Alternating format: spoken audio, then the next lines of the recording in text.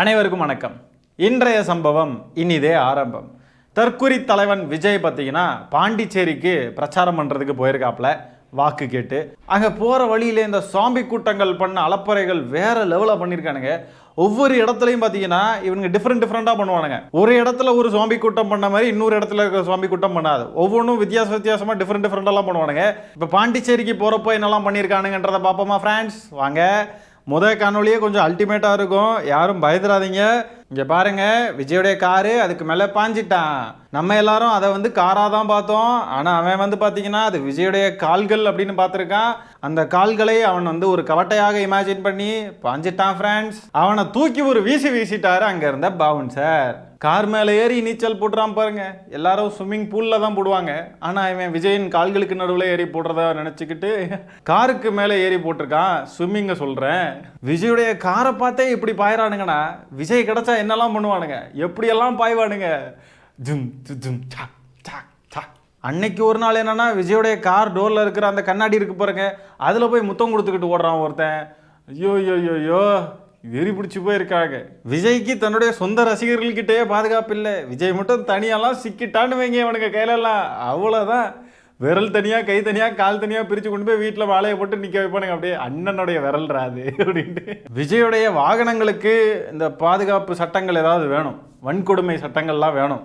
பெண்கள் வன்கொடுமை தடுப்பு சட்டம் அதெல்லாம் இருக்கு பாருங்க. அந்த மாதிரி விஜயின் காருக்கு தனியாக ஏதாவது சட்டம்லாம் கொண்டு வரணும். காரை கூட விடாமல் பண்ணுறானுங்கன்னா மனுஷங்களை என்னெல்லாம் பண்ணுவானுங்க.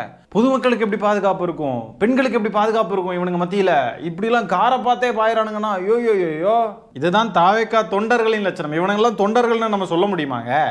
தொண்டர்கள் இப்படியெல்லாம் பண்ணுவாங்களா? எங்கேயாவது ஏதாவது தலைவருடைய காரை நோக்கி ஒரு கட்சியின் தொண்டர் பாஞ்சு இப்படிலாம் போய் நீச்சல் அடிச்செல்லாம் பண்ணிக்கிட்டு இருப்பாங்களா? ஏதாவது எங்கேயாவது இது நடந்திருக்கா?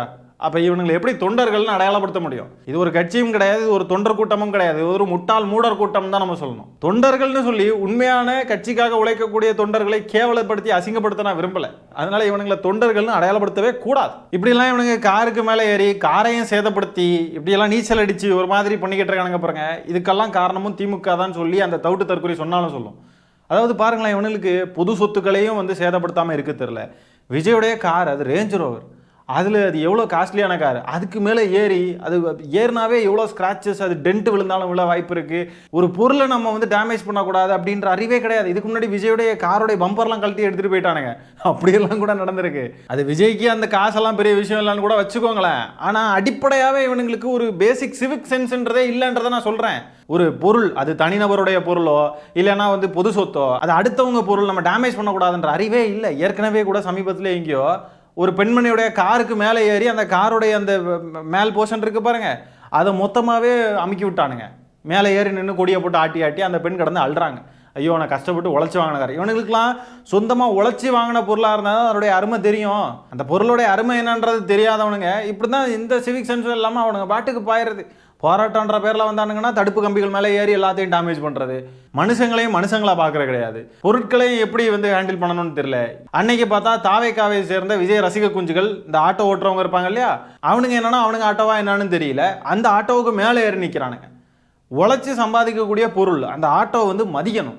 அது கூட இல்லாமல் அதுக்கு மேலே ஏறி நின்று விஜய் பார்க்குறானுங்க, ஊன்னு வச்சுக்கிட்டு இருக்கானுங்க. என்னான்னு தன்னுடைய சொந்த பொருளையும் மதிக்க மாட்டேங்கிறாங்க, அடுத்தவங்க பொருளையும் மதிக்க மாட்டேங்கிறானுங்க, பொது சொத்துக்களையும் மதிக்க மாட்டேங்கிறானுங்க, எல்லாத்தையும் உடைக்கிறானுங்க, மிதிக்கிறானுங்க, அடிக்கிறானுங்க, ஏறி பாயிறானுங்க, காரை போட்டு பண்ணுறானுங்க, என்னெல்லாமோ பண்ணுறானுங்க. தற்கூரி முட்டாள் கூட்டம். இந்த காணொலியை பாருங்க. விஜயோடைய வாகனம் வந்துகிட்டு இருக்கு, ஆப்போசிட் ரோட்டில் எதை பற்றியுமே கவலை இல்லாமல் அவனுங்க பாட்டுக்கு போகிறானுங்க. ஆப்போசிட்டில் வர வண்டிகளை பற்றி எந்த கவலையும் இல்லை, ஆப்போசிட் ரோட்டில் ஏறி போகிறானுங்க அப்படியே அவனுங்க பாட்டுக்கும். இதுதான் சொல்கிறோம், அடிப்படை அறிவுன்றது சுத்தமாக கிடையாது இந்த தற்கொலை கூட்டத்துக்கு. ஏற்கனவே 53 54 உயிர்களை எடுத்துட்டானுங்க, காவு வாங்கிட்டானுங்க. இன்னும் சாட்டிஸ்ஃபை ஆகலை, இன்னும் திருப்தி அடையலை. இவனுங்க இன்னும் உயிர் பலி எடுக்கணும் அப்படின்னே வெறி பிடிச்சி போய் திரியிறானுங்க. எதிர்த்தாப்பில் போனால் அங்கேருந்து வரவன் யாராவது வந்தாண்ணா, பைக்கில் வந்தாண்ணா, இடிச்சு கீழே விழுந்து ஏதாவது என்னத்துக்கு ஆகிறது? அப்போ உங்களுக்காக எல்லாரும் எதிரில் வரவங்க, அவங்க வேலையாக போகிறவங்கெல்லாம் ஓரமாக ஒதுங்கி நிற்கணுமா? வேற வேலை மசர் இல்லையாடா? இங்கே பாருங்க, விஜய் பரப்புரை கூட்டத்துக்கு வந்த ஒரு பெண் மயக்கம். அவுட்டு 1 அவுட்டு 1 விக்கெட்டு ஜாலியாக என்ஜாய் பண்ணுவோம். ஒரு விக்கெட் அவுட் ஆனால் நல்லாயிருக்கும், இன்னும் பாரம் குறையும், இவனுங்கெல்லாம் நிறைய பேர் செத்துட்டானுங்கன்னா இன்னும் நல்லாயிருக்கும். அடுத்தது இங்கே ஒரு சோம்பியை பாருங்க, ஐயோ கடிக்க பாயிற மாதிரி பாயிறாங்க, அப்படி ஆன்னு விரிபிடிச்சு போய் பாயிறான். அவனை தூக்கி அந்த பவுன்சர்ஸ் போடுற போடு இருக்கே, தூக்கி ஒரே வீசு போடா அங்கிட்டு. இதில் வர்ற எல்லாமே இவனுங்க செட் பண்ணி கூட்டிகிட்டு வரக்கூடிய ஆட்கள் தான்.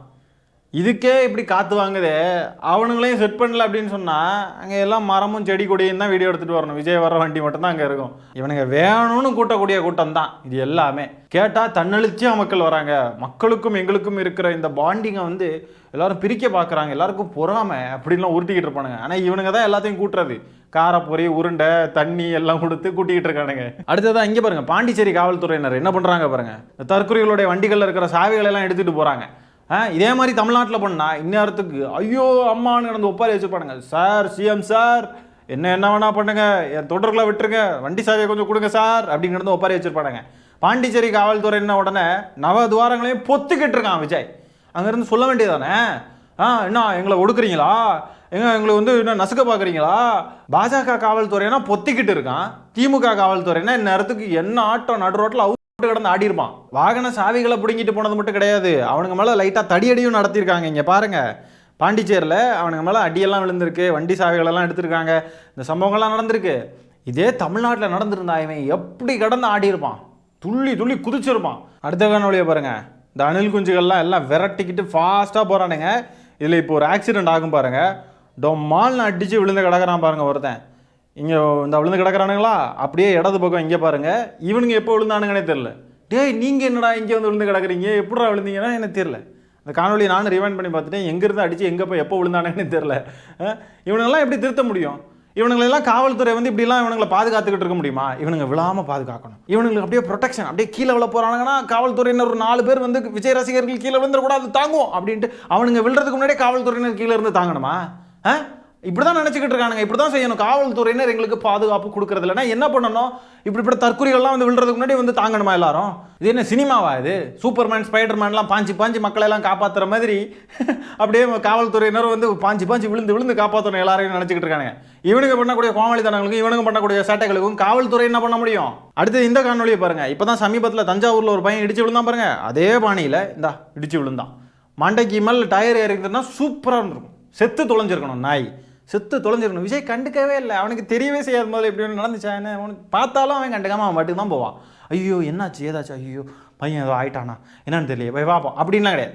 அவன் மட்டுக்கு போயிடுவான், கண்டுக்க மாட்டான்டா அவங்களெல்லாம் தற்குறிகளா. அப்படியே தஞ்சாவூரில் நடந்தது அப்படியே இங்கே நடக்குது பாருங்க. இதெல்லாம் காவல்துறை இருந்து தடுத்துக்கிட்டு இருக்கணுமா?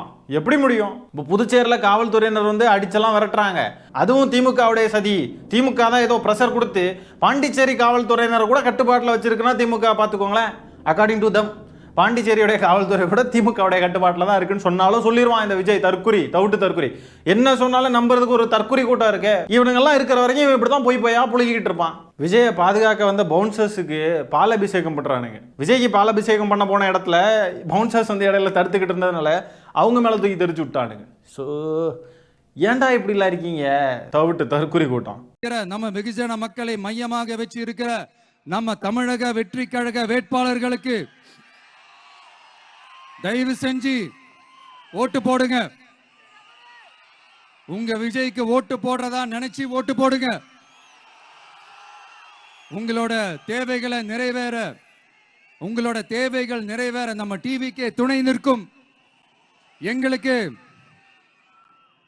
போன தடவை குளத்தூர்ல போய் நின்றுட்டு பாபுன்னு சொல்ற போல பிரபுன்னு சொல்லிட்டாப்ல, வேட்பாளர் பேரை தப்பாக சொல்லிட்டாப்ல அப்படின்னு உடனே இந்த தடவை எழுதி கொண்டு வந்திருக்காப்ல, எல்லாத்தையும் எழுதி ப்ராப்பராக கொண்டு வந்து அதுலேயும் பாருங்க, உங்கள் விஜய்னு நினச்சி ஓட்டு போடுங்க அப்படின்னு தன்னுடைய பேரை கூட எழுதி வச்சு அதை பார்த்து தான் படிக்கிறான். அந்த அளவுக்கு அந்த அளவுக்கு தற்குறி, ஒன்றும் தெரியாது தற்குறி. மற்ற கண்டென்ட் எல்லாம் எனக்கு ஞாபகம் இருக்காதுப்பா, அதனால நான் எழுதி வச்சு படிக்கிறேன்ப்பா அப்படின்னு சொன்னால் கூட ஓகே. ஆனால் உங்கள் விஜய்னு நினச்சி போடுங்கன்னா அதில் இருக்கிறதே சொல்கிறான் பாருங்களேன், மனப்பூர்வமாக அதை பார்க்குறப்போ உங்கள் விஜயன் இருக்குது அப்படின்னா என்ன சொல்லலாம்? ஓகே, இந்த மாதிரி என்னை வந்து நீங்கள் எல்லாரும் நான் நினச்சி வாக்களிங்க அப்படின்னு கூட கேட்கலாம். ஆனால் உங்கள் விஜய்க்கு வாக்களிக்கிறோன்னு நினச்சி வாக்களிங்க நாங்கள் எழுதியிருக்கிறதா அப்படியே படிக்கிறான்னா இவன் எவ்வளோ பெரிய தற்குறியாக இருப்பான். இங்கே பாருங்க, காவல்துறையினர்லாம் அங்கே விரட்டி அட்டி வெளுக்கிறாங்க. தமிழ்நாட்டு காவல்துறை இவனுங்களுக்கு ஒன்றுமே பண்ணல. கரூர் இன்சிடெண்ட்டில் லைட்டாக தடியடி நடத்தினாங்க. ஏன்னா ஒரு ஆம்புலன்ஸை போக விடாமல் தாவேக்காரனுங்க ரோட்டை வழிமறித்து நின்னானுங்க. அந்த டைமில் சின்னதாக தடியடி நடத்துனாங்க. அதுக்கே அவ்வளோ பொங்குனானுங்க. இங்கெல்லாம் வந்து எப்படி அடித்து விரட்டுறாங்க, வண்டி சாவியெல்லாம் பிடுங்குறாங்க, இவ்வளோ நடக்குது. ஆனாலும் பொத்திக்கிட்டு இருக்கானுங்க பாருங்க. சொல்லப்போனால் தமிழ்நாட்டு காவல்துறை இவனுங்களை எதுவுமே பண்ணலை. கரூர் இன்சிடென்ட்ல கூட விஜய் மேலே வழக்கு பதிவே பண்ணலை. எந்த வித குடைச்சலுமே இல்லாமல் தான் இவனுங்க இருந்தானுங்க தமிழ்நாட்டில் இவனுங்க உலா வந்துக்கிட்டு இருந்தப்போ. ஆனால் இப்போ பாண்டிச்சேரியில் இவ்வளோ நடந்து கூட பொத்திக்கிட்டு இருக்கானுங்கன்னா எப்படிப்பட்ட இழிவான பிறவி விஜய்ன்றதை கற்பனை பண்ணிக்கோங்க. இப்படி இவனுங்களை கட்டுப்படுத்தவே முடியல அப்படின்னு சொன்னால் இதுக்கு பேர் கட்சி கிடையாது, குரங்கு கூட்டம். ஒரு கட்சியாக இருந்தால் இப்படிலாம் தாவுறவனுங்க, பறக்கிறானுங்க, என்னெல்லாமோ பண்ணுறானுங்க, இதெல்லாம் கட்டுப்படுத்தணும். 4 பவுன்சர்ஸை உனக்கு மட்டும் பாதுகாப்புக்கு வச்சுக்கிட்டு மற்றவனுங்க எக்கேடு கட்டு போனாலும் பரவாயில்லன்னு நினைக்கிறது என்ன மாதிரியான ஒரு மனநிலை? இங்கே பாருங்க, ஒரு அம்மணி அழுறாங்க, விஜயை பார்த்து ஆனந்தத்தில் அழுறாங்க. எதுக்கு அழுறாங்கன்னு புரிய மாட்டேங்குது. பெரம்பூர்லேயும் ஒரு பொம்பளையை கூட்டு வந்து, துணை நடிகையை கூட்டு வந்து அள வச்சாங்க. அதே பெண்ணு கெட்டப்பையெல்லாம் மாற்றிட்டு குளத்தூர்லேயும் போய் அழுதுகிட்டு இருக்கு. இப்போ என்னென்னா இங்கே எல்லாம் நடிகைகளெல்லாம் கூட்டு வந்து வச்சு அள வச்சு சீன் கிரியேட் பண்ணி இதெல்லாம் ஒரு புலப்பாடா இது. இந்த சமீபத்தில் நெட்டக்காலம் அதை வச்சுனா இந்த ஷில்பா குமார், தப்பாக சொல்லிட்டேன் பேரை, ஷில்பா குமார் பார்த்தீங்கன்னா அவனே பாட்டிலில் தூக்கி அவங்க கூட்டத்துக்குள்ளே வீசிக்கிட்டு தமிழ்நாட்டு காவல்துறை எங்கள் பெண்கள் மேலே கை வச்சா நாங்கள் விட மாட்டோம் அப்படின்லாம் சொல்லிட்டு இருந்தோம். தமிழ்நாட்டு காவல்துறை ஏன்டா பெண்கள் மேலே கை வைக்கணும், உங்கள் கட்சி பெண்கள் மேலே அப்படின்னு சொல்லிட்டு நம்மளும் கேள்வி எழுப்பியிருந்தோம். ஆனால் அவன் என்னன்னா, தமிழ்நாட்டு காவல்துறை இந்த சம்பவத்தை விரைவில் கண்டுபிடிக்கணும், எவ்வளோ தான் நீங்கள் அடிப்பீங்க, நாங்கள் வந்து எவ்வளோ தான் தாங்குறது அப்படின்னு பொங்கிக்கிட்டு இருந்தான் சமீபத்தில். இப்போ பொங்க வேண்டியதானே அந்த ஷில்பா குமார் வந்து, என்ன எங்களை என்ன ஒடுக்க பார்க்குறீங்களா, எங்களை எதுக்கு அடிக்கிறீங்க, எங்கள் தொண்டர்களை ஏன் அடிக்கிறீங்க அப்படின்னு கேட்க வேண்டியதானே. கேட்க மாட்டானுங்க, பொத்திக்கிட்டு இருப்பானுங்க. வேணா பாருங்களேன், எவனுமே வாய் திறந்து பேச மாட்டான் இதை பற்றி. தமிழ்நாட்டில் இதே மாதிரி நடந்துருச்சுன்னு வைங்களேன், அதை ஒரிஜினலாம் ஐயோ எவ்வளவு தான் அடிப்பீங்க, நாங்க தாங்கிக்கிட்டே இருக்கணுமா, நீங்க எல்லாத்துக்கும் ஒரு அளவு இருக்கு, எல்லாத்துக்கும் ஒரு அளவு இருக்கு, நாங்க திருப்பி அடிச்சா நீங்க தாங்க மாட்டீங்க இப்படிலாம் டயலாக் மாதிரி பேசியிருப்பான் இந்த நாய். அடுத்து பாருங்க, இவனுக்கு கை கொடுக்குறாங்க, தள்ளிப்போ டோன்ட் டச் மீ அப்படின்னு கை கொடுக்கறதுக்கு மறுக்கிறான் பாருங்க. மக்கள் கிட்ட வாக்கு கேட்டு வர்றவன் மக்களுக்கு கை கொடுக்கறது கூட தயங்குறான். அணில் குஞ்சுகள் தான் அது மக்கள்லாம் கிடையாது, அணில் குஞ்சுகள் தான். அந்த அணில் குஞ்சுகளுக்கே கை கொடுக்க மாட்டேங்கிறான். அந்த கையால் அந்த விரலால தான் மக்கள் வாக்களிக்கணும்னு நீ விரும்புற, அந்த மக்களுக்கு நீ உன் கையை கூட கொடுக்க மாட்டே அப்படின்னா என்ன இது? இப்போதான் தஞ்சாவூர்ல அவ்வளோ பெரிய ஆக்சிடென்ட் ஆகி ஒரு பையன் செத்தே போயிட்டான். இப்போ கூட இவனுங்க திருந்தலனா எப்போதான் திருந்துவானுங்க? இது திருந்தாத கேஸ், இது திருந்தவே செய்யாது, திருந்த வாய்ப்பே கிடையாது. இந்த காணொலியில் நம்ம பேசியிருக்கிற விஷயங்களை பற்றி உங்களுடைய கருத்துக்கள் என்னன்றதை கமெண்ட்ஸில் பதிவு பண்ணுங்க. இந்த காணொலியை நான் இத்துடன் நிறைவு செய்து கொள்கிறேன். நன்றி, வணக்கம்.